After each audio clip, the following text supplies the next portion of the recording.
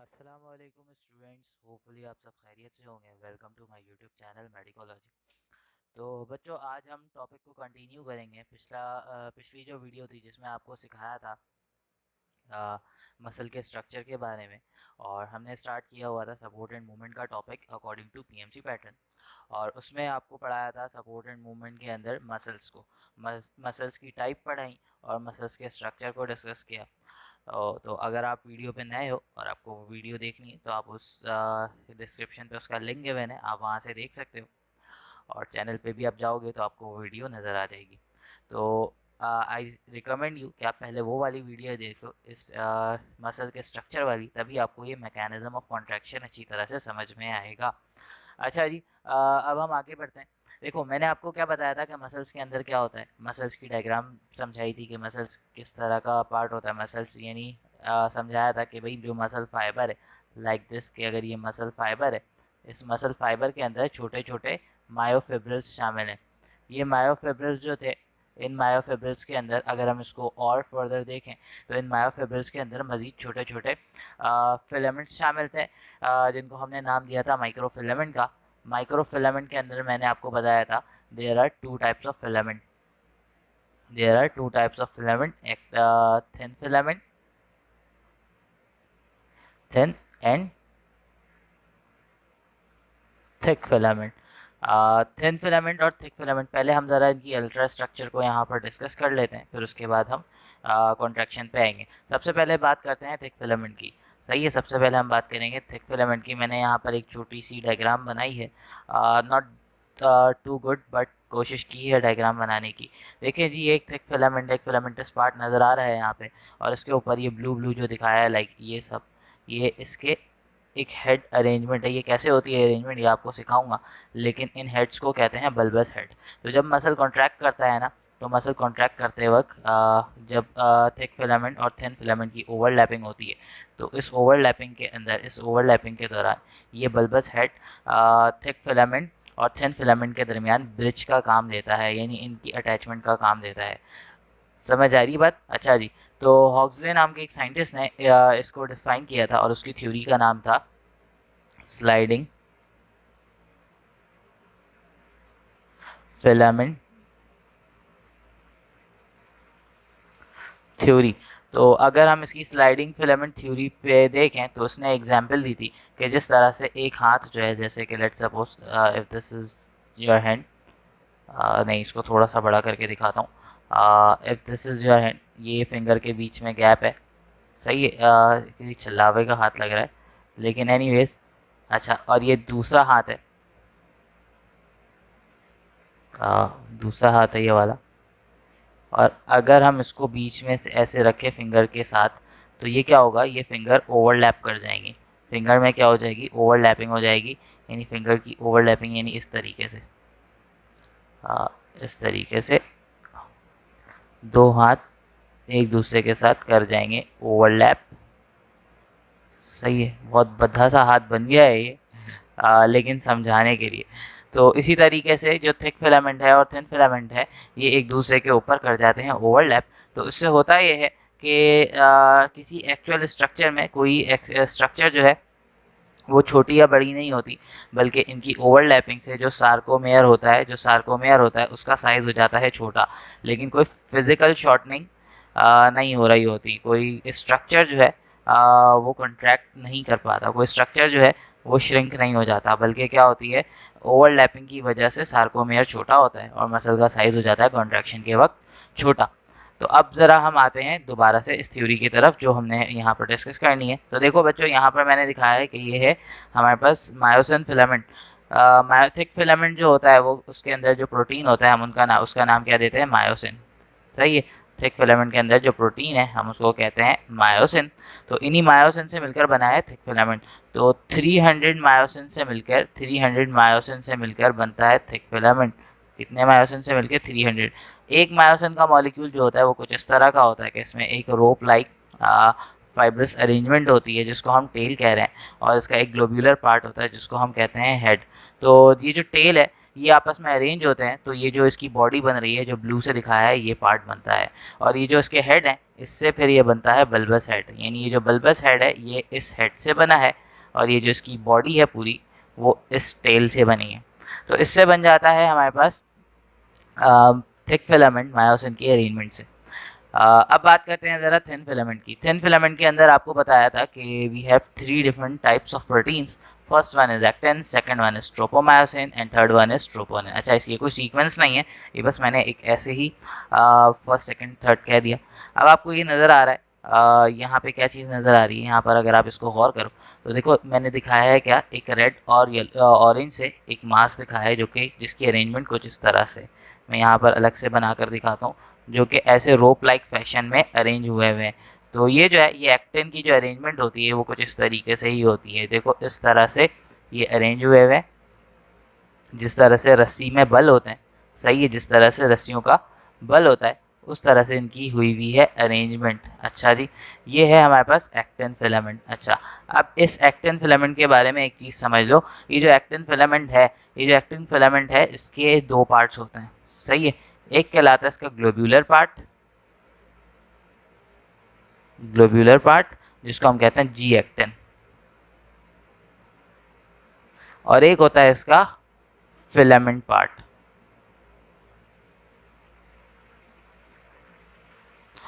ये स्पेलिंग गलत हो गई, एक होता है इसका फिलामेंटस पार्ट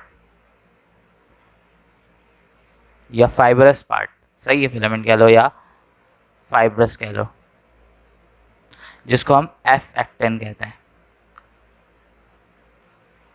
अच्छा जी, ये जो पूरा स्ट्रक्चर बना है ये एफ एक्टिन ये इन दोनों से मिलकर बना है, यानी इसमें ग्लोब्यूलर पार्ट भी इन्वॉल्व है और इसमें फाइब्रस पार्ट भी इन्वॉल्व है।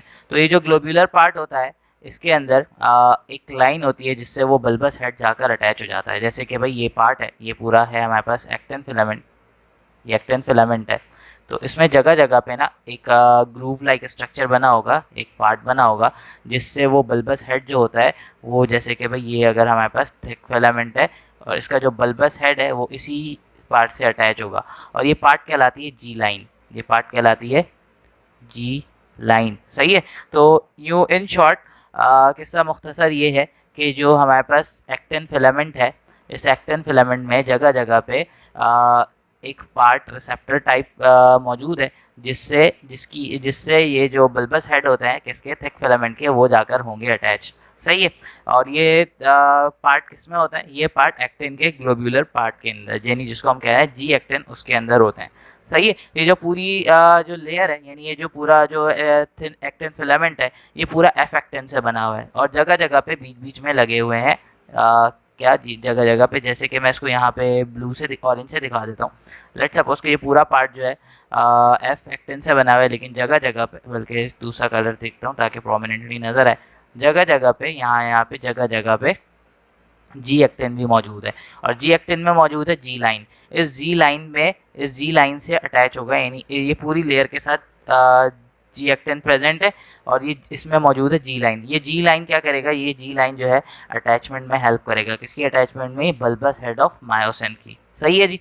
अब ज़रा आते हैं दोबारा, लेकिन होता क्या है एक्चुअल में, बात असल में ये होती है कि जो ग्रीन से एक और पार्ट दिखाया है ये जो है ये होता है ट्रोपोमायोसिन। ये ट्रोपोमायोसिन क्या करता है, इसने इसको सराउंड किया हुआ है, इसने किसको सराउंड किया हुआ है, इसने जी एक्टिन को सराउंड किया हुआ है, सॉरी इसने पूरे एक्टिन फिलामेंट को सराउंड किया हुआ है। तो इसकी सराउंडिंग से हुआ ये है कि इसका जो जी एक्टिन है, इसकी जो जी लाइन है वो हो गई है कवर, यानी इसने क्या किया हुआ है, इस तरह से इसको सराउंड किया हुआ है, इसकी सराउंडिंग से हो चुकी है जी लाइन कवर। जैसे कि भाई फॉर एग्जाम्पल ये एक ऑब्जेक्ट है, सही है, ये ऑब्जेक्ट है, इसके ऊपर एक कपड़ा आके रखा जाता है, तो ये ऑब्जेक्ट हो गया उस कपड़े से कवर, सही है, समझ आ रही है बात। तो अभी ऑब्जेक्ट नज़र नहीं आएगा, किसी की नज़र नहीं पड़ेगी। जैसे कि भाई आप एक जगह पे खड़े हो, आप एक जगह पे खड़े हो, आप एक जगह से बिल्कुल इस एग्जाम्पल को सीरियसली लेकर समझना, आपका 5 का सिक्का नीचे गिर जाता है, आप एक शादी में गए हो, सही है, आपकी जेब से 5 का सिक्का निकलता है और नीचे गिर जाता है। सामने एक लड़की खड़ी थी, सही है, सामने एक लड़की खड़ी थी जिसने जो है एक लंबा सा दुपट्टा लिया था, सही है, एक लंबा सा दुपट्टा लिया था ताकि किसी की घड़ी वड़ी में अटक जाए। तो होता ये है कि वो जो है, अब फॉर एग्जांपल वो खड़ी थी और वो सिक्का चला गया उसकी लड़की के दुपट्टे के नीचे। अब क्या होगा, जब तक ये लड़की यहाँ से हिलेगी नहीं, आगे नहीं जाएगी, तो जब तक जो है आपको वो सिक्का नज़र नहीं आएगा। आप इधर उधर ढूंढ रहे हो कि यार मेरे 5 का सिक्का कहाँ चला गया, सही है, तो नहीं मिल रहा, तो क्योंकि ये इसके दुपट्टे के नीचे फंसा हुआ है। मैं सिर्फ एग्जांपल दे रहा हूँ, आप ज़रा समझना। ये जो जी लाइन है ना, ये जी लाइन है, इसको कवर किया हुआ है इस एफ सॉरी स्ट्रोपोमायोसिन ने कवर किया हुआ है। और ये जो नीचे जो हमारे पास एक मायोसिन फिलामेंट है, ये मायोसिन फिलामेंट हो आप, ये जो ट्रोपोमायोसिन है ये इस लड़की का दुपट्टा है, और ये जो जी लाइन है, ये जो जी लाइन है ये आपके 5 का सिक्का है, और ये ट्रोपोनिन है। आपको जो है ये इसको जो होता है, जब ट्रोपोमायोसिन ने इस जी लाइन को कवर किया हुआ है, तो इस बल्बस हेड को अटैच होने की जगह ऑब्वियसली नहीं मिलेगी। जब इसको जगह नहीं मिलेगी तो ये अटैच कैसे होगा? तो थिंग इज दैट कि ये उस वक्त तक अटैच नहीं होगा जब तक ये ट्रोपोमायोसिन इसके ऊपर से हटेगा नहीं। इन द सेम वे, जब तक आपको 5 का सिक्का उस वक्त तक नज़र नहीं आएगा जब तक ये दुपट्टा उसके ऊपर से हटेगा नहीं। अब ज़रा समझना क्या होता है। होता यह है कि इसी के साथ साथ जगह जगह पे, ये देखो यहाँ पर दिखाया है, ये वाला जगह जगह पे मौजूद है ट्रोपोमायोसिन, सॉरी ट्रोपोनिन। सही है, क्या मौजूद है? ट्रोपोनिन। अब ज़रा इसी एग्जाम्पल पे वापस आओ। सही है, इसी एग्जाम्पल पे वापस आओ। देखो भाई, ये ट्रोपोनिन कौन है? ये लड़की है, सही है, जिसके मूव करने से इसका दुपट्टा भी मूव करेगा और नीचे ही पड़ा 5 का सिक्का आपको नज़र आ जाएगा। सही है। अच्छा, अब क्या होगा, ये जो हमारे पास ये जो ट्रोपोनिन है ना, ये ट्रोपोनिन इस एक्टिन के ऊपर मूव कर सकता है। ये ट्रोपोनिन जो है इस एक्टिन के ऊपर मूव कर सकता है, लेकिन करता नहीं है नॉर्मली। जब मसल रेस्ट कंडीशन में होता है तो ये मूव नहीं करता। अब यहाँ पर मैंने दिखाया है कि भाई ये जो ट्रोपोनिन है इसके 3 पार्ट्स होते हैं, इसके अंदर 3 स्ट्रक्चर्स मौजूद होते हैं। एक स्ट्रक्चर है ये TNC, सही है, ये क्या है? ये TNC है। ये TNC, यहाँ पे TNC का मतलब है, TC का मतलब है यहाँ पे कैल्शियम, सही है।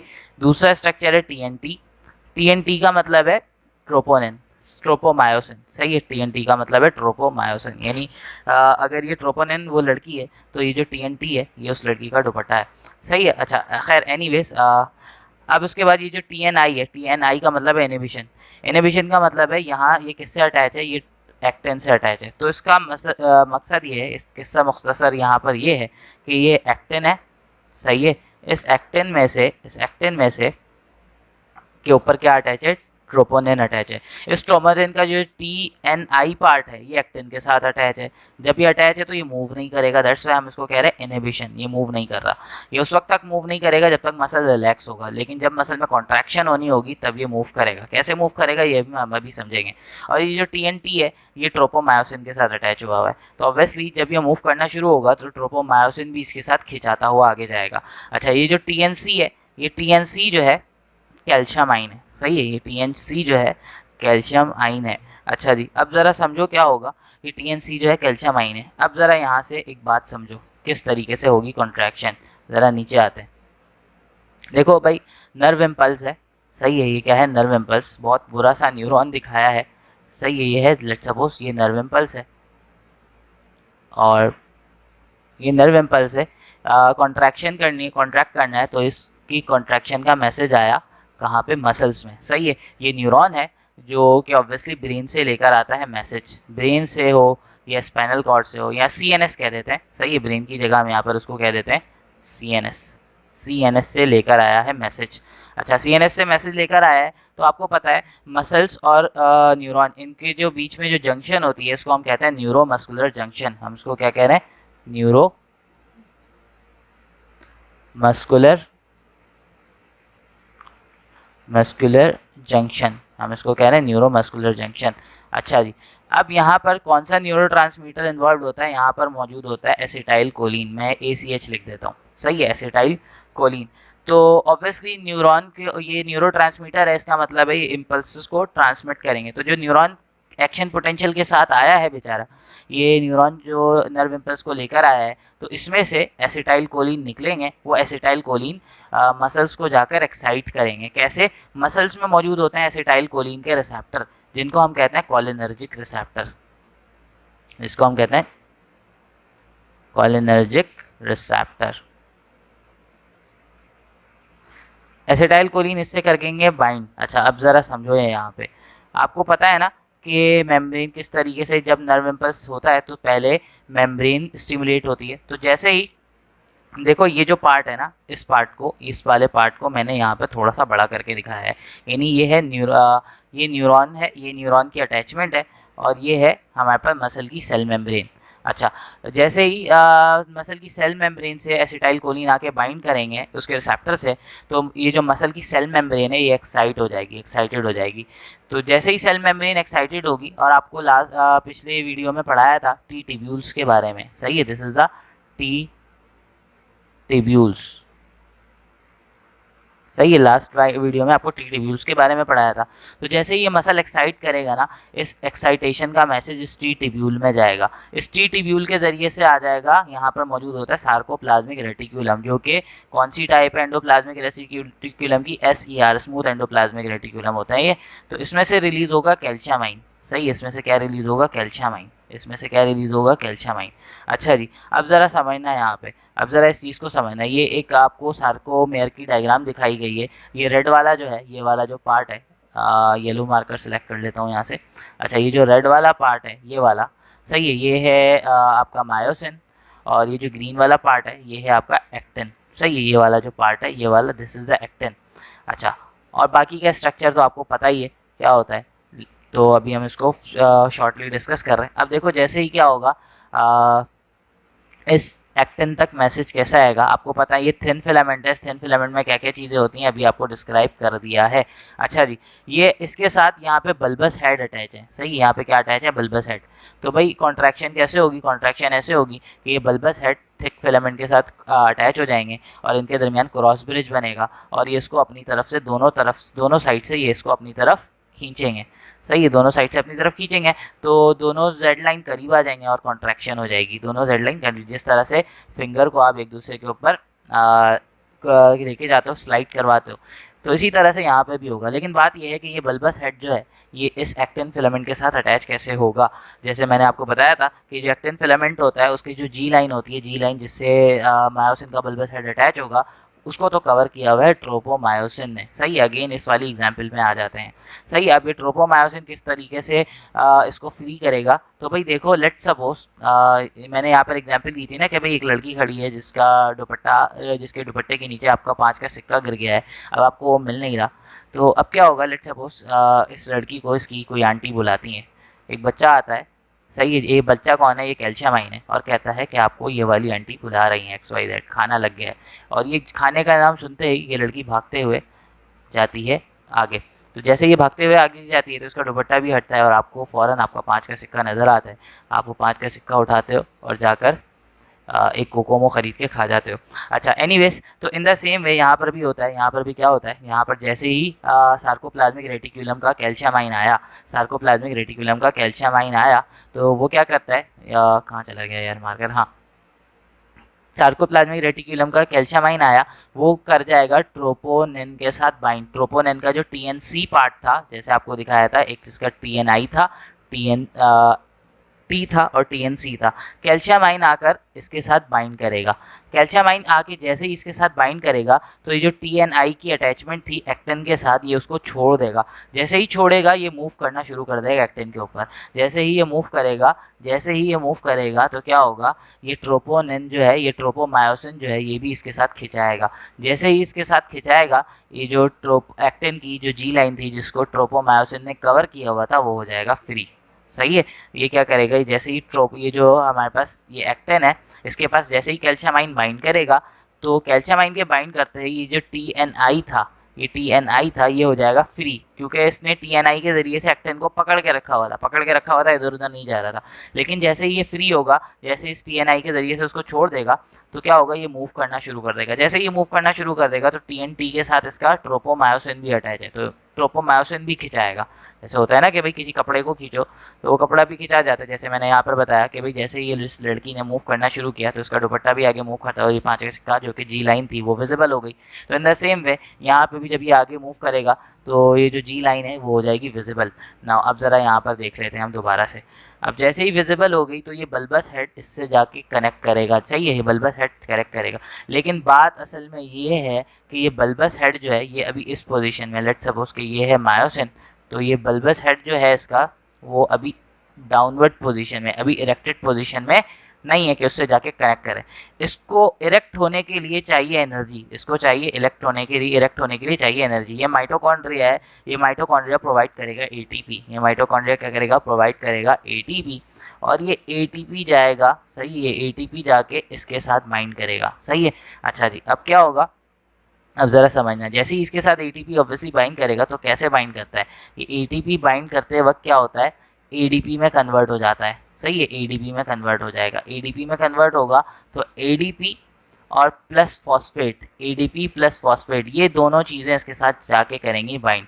तो एक चीज़ ज़रा समझना, जैसे ही ये एडीपी और फॉस्फेट इस बल्बस हेड के साथ बाइंड करेगा ना, ये बल्बस हेड हो जाएगा इरेक्ट, और ये इरेक्ट होने के साथ ये बना लेगा किसके साथ, क्रॉस ब्रिज बना लेगा, ये बना लेगा एक्टिन के साथ क्रॉस ब्रिज। और फिर होगा क्या, ये दूसरा एडीपी और एटीपी जो इसके साथ अटैच थे ये इसको छोड़ देंगे और दूसरा एटीपी आके अटैच होगा। जैसे ही ये इसको छोड़ के जाएंगे, ये जो ब्रिज बना था ये छोड़ देगा इस ब्रिज को। फिर क्या होगा, फिर उसके बाद होगा ये कि दोबारा एटीपी आएगा, इसके साथ अटैच होगा, फिर ये दोबारा से अटैच हो जाएगा। यानी कुछ इस तरह से, लेट सपोज कि ये हमारे पास मायोसिन है, ये हमारे पास ये मायोसिन है, अच्छा, और ये ऊपर है एक्टिन, ये एक्टिन है, ये इसकी जी लाइन दिखा रहा हूँ। तो पहले क्या हुआ, पहले जो है बल्बस हेड इसके साथ इसको कहते हैं नंबर 1, इसको कहते हैं नंबर 2, इसको कहते हैं नंबर 3। तो पहले बल्बस हेड 1 के साथ अटैच होगा, 1 के साथ अटैच होगा कब, जब एटीपी आके अटैच होगा। फिर क्या होगा, जब एटीपी इसको छोड़ देगा तो ये डिटैच हो जाएगा। डिटैच होते वक्त ये क्या करेगा, इस 1 को पीछे की तरफ पुल कर देगा। जब ये पीछे की तरफ जाएगा तो 2 सामने आ जाएगा। अब एटीपी अटैच होगा तो 2 के साथ अटैच हो जाएगा ये, फिर 2 के साथ डिटैच होगा, फिर 2 को पीछे पुल करेगा, 2 को पीछे पुल करेगा तो 3 सामने आ जाएगा। तो इस तरीके से ये क्या करता है, इसको आहिस्ता आहिस्ता, जैसे हम रस्सी खींचते हैं तो रस्सी खिंचाते जाती है, तो इसी तरह से इसको आहिस्ता आहिस्ता पुल करता है और पीछे की तरफ धकेलता है। तो ये यहाँ से इधर से खींच रहा है और ये यहाँ इधर से खींच रहा है। दोनों तरफ से खींचने से क्या होगा, दोनों तरफ से जो मसल्स हैं, ये जो जेड लाइन है, ये जो एक्टिन फिलामेंट है, ये एक दूसरे के आ जाएंगे करीब। ये देखो यहाँ पर है कि ये जेड लाइन थी और ये यहाँ पर आ गई, ये जेड लाइन थी और ये यहाँ पर आ गई। अच्छा जी, मैं आपको ज़रा इसकी एक वीडियो दिखाता हूँ कि किस तरीके से ये एक इसको अपनी तरफ खींच रहा होता है। सही है, ये आपके सामने वीडियो नज़र आ रही है और इसको ज़रा मैं खोलता हूँ। ये देखो, ये बल्बस हेड है, ये इसके साथ अटैच हुआ और इसने इसको खींचा अपनी तरफ, फिर ये अटैच हुआ, फिर अटैच हुआ, फिर इसने खींचा अपनी तरफ। यानी आप यहाँ पर दोबारा से देखो, देखो ये बल्बस हेड है, ये वाला, सही, ये वाले जो है these are the bulbous head. और ये बल्बस हेड जो है ये इसके साथ ये ऊपर वाला जो ग्रीन कलर का रेड कलर का नज़र आ रहा है, ये एक्टिन फिलामेंट है। ये बल्बस हेड इसके साथ अटैच हुआ है, फिर इन्होंने खींचा, फिर क्या हो गया, फिर डिटैच हो गए, सही है। तो ये अटैचमेंट और डिटैचमेंट किसकी वजह से होती है, एटीपीस की वजह से होती है। फिर ये अटैच हुए, फिर पीछे की तरफ खींचा, तो देखो खींचा, फिर अलग हुए, फिर अटैच हुए, फिर खींचा। अच्छा, ये दूसरी वीडियो लग गई, सही है। तो ये अटैच हुए, फिर डिटैच हुए, फिर अटैच हुए। तो इस तरीके से जो है ये अपने इसको जो है, यानी इस एक्टिन फिलामेंट को अपनी तरफ खींच लेते हैं। और खींचने से क्या होता है, ये सार्कोमेयर हो जाता है छोटा। कोई साइज में रिडक्शन नहीं हुई, सिर्फ ये जो सार्कोमेयर था इसलिए हो गया है छोटा, सही है। जो सार्कोमेयर था ये हो चुका है छोटा।